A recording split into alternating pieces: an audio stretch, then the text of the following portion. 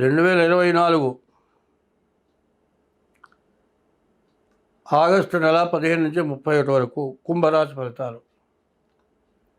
ఈ కుంభరాశిలో శని ఉన్నాడు, జన్మశని. ఈ జన్మశని అంటే చెప్పేది కాదు. అసలు పుట్టంగానే జన్మశనిలో పుట్టినట్లయితే వాళ్ళ జీవితం మొత్తం కూడా దరిద్రంతో బాధపడతారని ఉంది.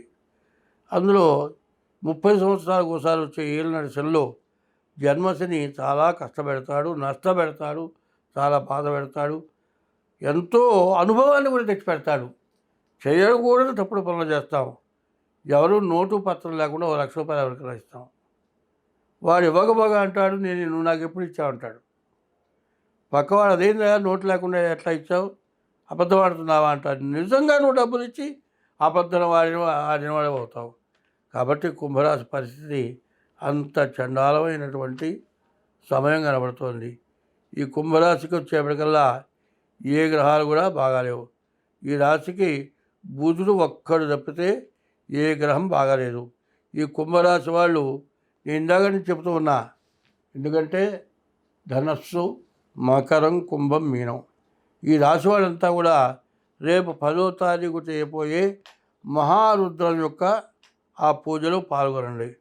ఆ ఒక్క మహారుద్రం మీరు చెయ్యాలంటే 11 మంది మంచి వేదం చదువుకున్న బ్రాహ్మణులు కావాలి. అందులో శ్రావణ మాసంలో మంచి వేదం చదువుకున్న బ్రాహ్మణులు దొరకాలంటే చాలా కష్టం. పెళ్ళిళ్ళు ఉన్నాయండి, పెళ్ళి చేస్తే 25,000 వస్తాయి. ఈ పూజ చేస్తే 10,000 ఇస్తారు. 25,000 వచ్చే పని వదులుకొని 10,000కి రాడుగా. అందువల్ల ఏంటంటే ఈ శ్రావణ మాసం మంత్రం చదువుకున్న వాళ్ళు, చక్కగా చేయగలవాళ్ళు, దేవత అభిషేకం చేయగలవాళ్ళు. ఎందుకంటే మహాన్యాసం అంటారు, ఏకాదశి రుద్రం అంటారు. ఈ మహాన్యాసం చెప్పి ఈ మహారుద్రం చేయడం అంటే మాటలు కాదు.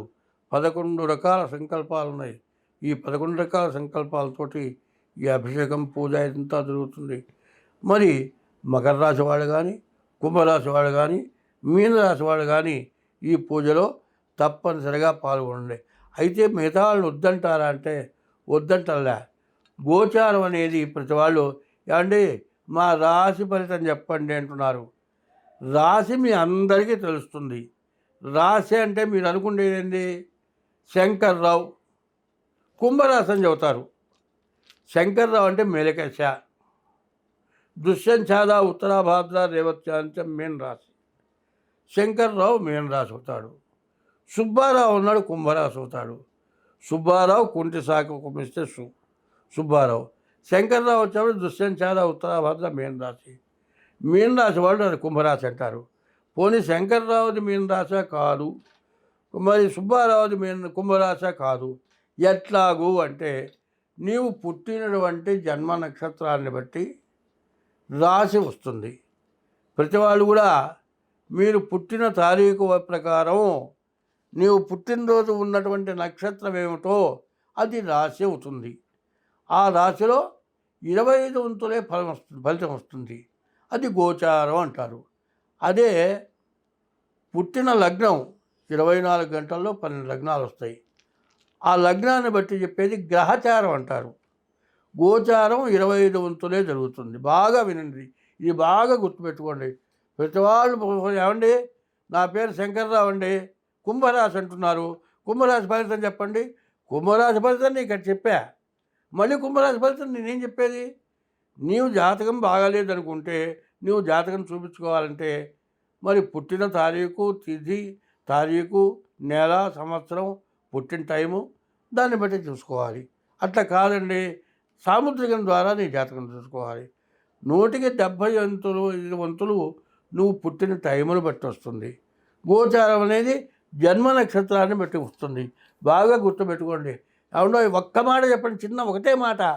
నా పేరు వెంకమ్మ, ఏ రాశి వస్తుంది చెప్పండి? ఏం రాశి? వెంకమ్మ ఏం రాశి? వెంకమ్మది రాశి కాదు. మా గుళ్ళో పంతులు చెప్పారండి, వెంకమ్మ మృగశిర నక్షత్రం అంట, వృషభ రాశి అని చెప్పాడు. అది వృషభ రాశి కాదు, నువ్వు వెంకమ్మవి కాదు, నీ జన్మ నక్షత్రం కాదు. అందువల్ల ఏదో చెప్పుకొని, ఏదో అనుకొని, ఇతర వాళ్ళు చెప్పలేదని బాధపడటం కాదు కావాల్సింది. మీకు తారీఖు, నెల, సంవత్సరం టైం ఉంటే ఆ రకంగా జాతకం చూపించుకోండి.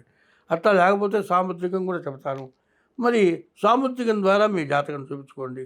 అయితే ఈ కుంభరాశికి పూర్తిగా బాగాలేదు. ఈ కుంభరాశి వాళ్ళు ఈ నెలలో ఈశ్వరార్చన చాలా అవసరం. శనికి 19,000 జపం చాలా అవసరం. ఈ రాశి వాళ్ళు తప్పనిసరిగా ఈ మహారుద్రం, ఈ నవనాగుల పూజ చేసుకోవాలి. అయితే ఈ నవనాగుల పూజ దేనికి? కుజదోషానికి నవనాగుల పూజ. కుజదోషమే కాదండి, 9 రకాల సర్పాలు ఉన్నాయి. ఈ 9 రకాల సర్పాలు ఏంటంటే మనం కూడా ఒక సర్పమే. చూడండి, మనకు 9 రంధ్రాలు ఉన్నాయండి. చెవులు 2, ముక్కులు 2, 4, కళ్ళు 2, 6, నోరు 7, ఒంటెలు 8, రెండేళ్ళు 9, 9 రంధ్రాలతో ఉంది. వెన్నుపూస ఉంది, పాముక వెన్ను, ఈ తలకాయ పడిగా, ఇది సర్పమే. అయితే ఈ సర్పాన్ని గురించి అందరూ భయపడతారు. విష్ణుమూర్తి చెయ్యవరండి ఆదిశేషుడు. ఆ ఆదిశేషుడు మీద విష్ణుమూర్తి పడుకున్నాడు.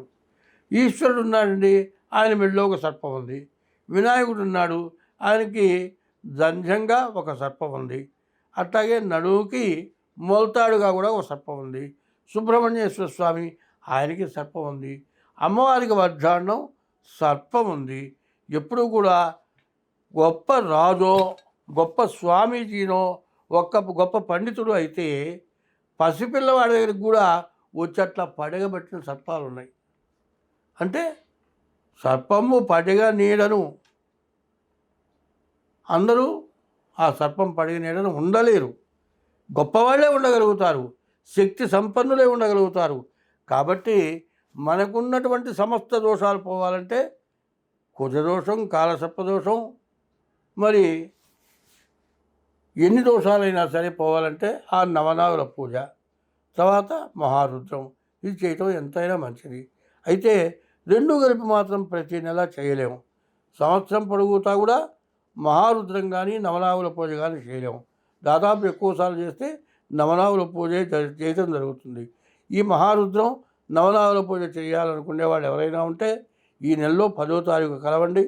మకర రాశి, కుంభరాశి, మీనరాశి వాళ్ళకి పూర్తిగా ఏళ్ళనాటి శని జరుగుతోంది.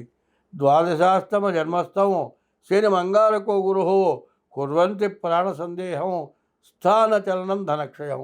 మరి ఈ రాశి వాళ్ళకి ఉన్న చోటు నుంచి వెళ్ళిపోవటం, ఇల్లు ఖాళీ చేసో ఉద్యోగుల నుంచో వెళ్ళిపోవటం, వచ్చే ఆదాయం లేకపోవటం, డబ్బులు విపరీతమైన ఖర్చులు కావటం, అనేక రకాల వ్యాధులు రావటం, రూపాయి దొరక్కపోవటం, కనీసం తినటానికి తిండి దొరక్క పస్తులు పడుకుండే పరిస్థితులు రావటం, ఇటువంటివన్నీ కూడా ధనస్సు, మకర, కుంభరాశులకి ఇబ్బందులు కలుగుతున్నాయి. వీటి నుంచి బయటపడాలంటే అందులో ఈ సంవత్సరం క్రోధన నామ సంవత్సరం. ఈ క్రోధన నామ సంవత్సరంలో నవనాయకుల్లో 7 పాపులు, 2 శుభులైనారు. అందువల్ల ప్రతి వ్యక్తి కూడా ఏదో ఒక రకమైనటువంటి కష్ట నష్టాలకి లోను కావాల్సిన పరిస్థితి. కాబట్టి ఈ నవనాగుల పూజ మహా రుద్రంలో కలవటం చాలా మంచిది. ఇది నేను నిర్ణయించింది కాదు, పెద్దలు, మరి వేదాన్ని ఉద్ధరించిన వాళ్ళు, వేదాలని ఉద్ధరించిన వాళ్ళు, దానికి భాష్యం రాసినటువంటి వాళ్ళు, అటువంటి వాళ్ళ నిర్ణయంతో జరిగింది ఈ మహారుద్రం అనేది. దీన్ని చేసుకుంటే మనమంతా బాగుంటాం, దేశం బాగుంటుంది, అందరం బాగుంటాము. స్వస్తి.